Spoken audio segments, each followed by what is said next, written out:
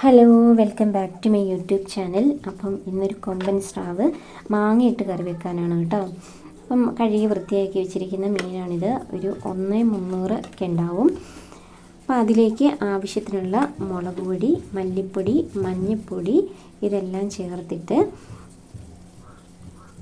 ഇഞ്ചി വെളുത്തുള്ളി ചതച്ചിടുകയാണ്.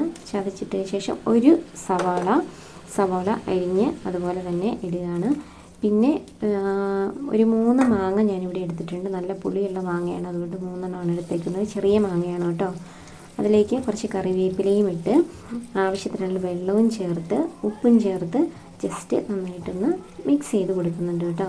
പിന്നെ ഇത് തിളയ്ക്കുമ്പോഴത്തേക്കും എല്ലാം കൂടെ സെറ്റ് ആയിക്കോളും.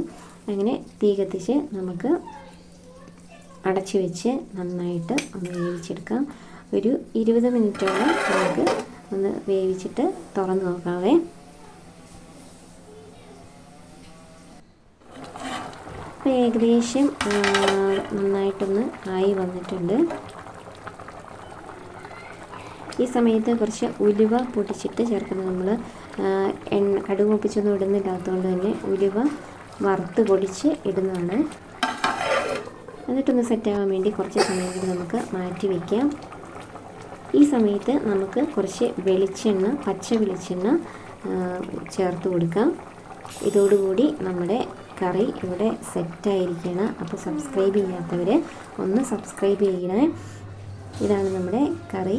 അപ്പോൾ എല്ലാവരും ഒന്ന് ട്രൈ ചെയ്ത് നോക്കുക. ഒരു നാടൻ ടേസ്റ്റാണ്. ഓക്കെ, അടുത്തൊരു വീഡിയോയിൽ കാണാം. ബൈ.